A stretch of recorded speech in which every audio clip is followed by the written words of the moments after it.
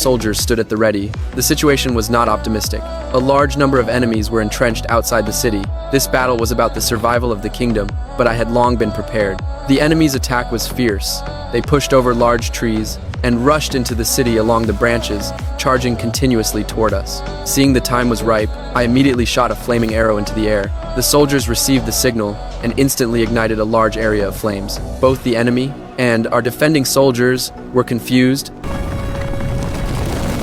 Even the princess was extremely shocked, for a herd of oxen with flaming horns was charging relentlessly toward the enemy, instantly blocking their advance route. Any enemy who tried to charge was trampled to death by the oxen, making it impossible for the enemy to organize their next attack. But just then, I turned around and noticed one ox had strayed from the route, charging straight toward the princess. Seeing this, I acted immediately, using all my strength to pull the ox back into the herd. My heroic figure made the princess feel at ease. But the blocking of the oxen was ultimately limited. We would eventually have to pick up our weapons and engage in a life-or-death hand-to-hand battle with the enemy.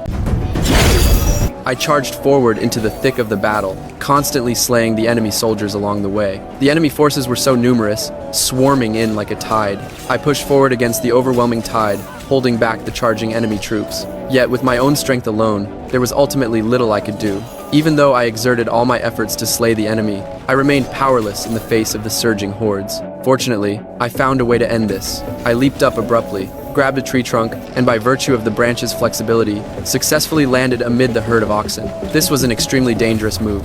The enemy general wore an evil grin, thinking I had been trampled to death by the oxen, but the complete opposite truth left him utterly stunned. To end the war as soon as possible, I jumped onto an ox's back and kept moving forward on the herd. My subordinates quickly figured out what I intended to do next. He ordered. The princess was extremely shocked by my miraculous archery skills, so much so that even when I aimed an arrow at her, she remained calm and unflinching. To deal with the powerful enemy, I taught her my original archery techniques. As a princess of the kingdom, she was highly intelligent and quickly grasped the skills. With our tacit cooperation, the enemy couldn't even get close before being shot down by arrows. Though we cooperated seamlessly, the enemy was too numerous and fearless of death, soon charging right in front of us. This couldn't go on. I had to break the deadlock quickly, so I charged forward, using my superb combat skills to instantly take down the foremost enemies. Then, cooperating with the princess, we drew our bows together and released 6 arrows at once. The arrows shot down the charging enemies and also eliminated the reinforcements coming to their aid. I ordered the soldiers to take up their weapons, as well as the crucial ropes. The ropes were tied to the oxen at the rear of the herd. However, my plan was soon discerned by the enemy general, but I had no time to worry about that. After leaping off the ox's back, I immediately organized the soldiers into action. The soldiers charged toward the hillside at once and launched their operation under my command.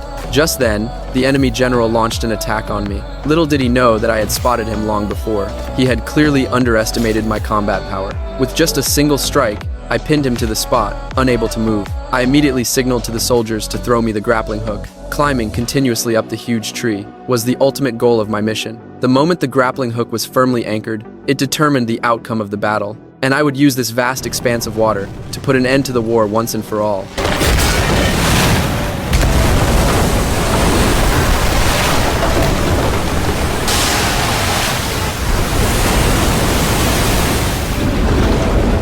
The torrential flood gushed out wildly, submerging the enemy troops in an instant. Countless enemy soldiers had no time to flee, their lives swept away by the flood in the blink of an eye, vanishing from everyone's sight. As everyone stood in shock, I appeared riding on a floating log and returned to the city wall. The king greatly admired my bravery and even offered to marry the princess to me. But just then, my messenger pigeon suddenly appeared, heralding that this hard-won peace was about to be shattered. To win the favor of the girl I admired, I released the little snake I had kept in captivity for a long time. It was completely non-venomous, yet it terrified the girl, freezing her in place. I seized the opportunity to take out a pen, drawing the pattern I had designed specifically for her on her shoulder. This was my way of expressing my love for her, for I wasn't ready to reveal myself just yet. By then, she had come up with a plan. Using the commotion she created, she successfully drove the snake away. But I had anticipated this, leaving the area beforehand. Her companion noticed the pattern on her shoulder instantly. The girl was shocked, glancing around frantically, yet there was no sign of anyone. But I had made a mistake after all, leaving behind traceable footprints. The girl followed the footprints toward me. Unaware of her approach, I was pouring out my love to her mask, a keepsake I'd cherished. But in the next second,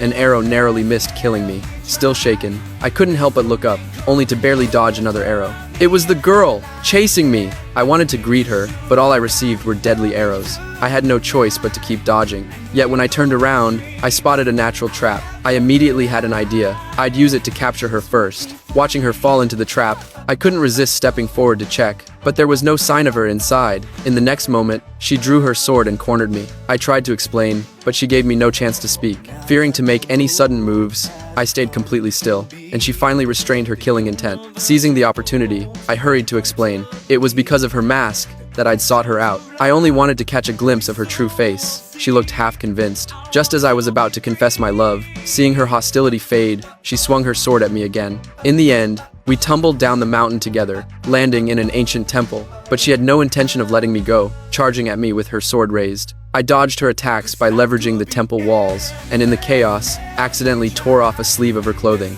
She flew into a rage. Before she could strike again, I took advantage of the moment to pin her down, quickly untying her outer robe in the process. Staring at her stunning beauty, my heart skipped a beat, pounding wildly in my chest.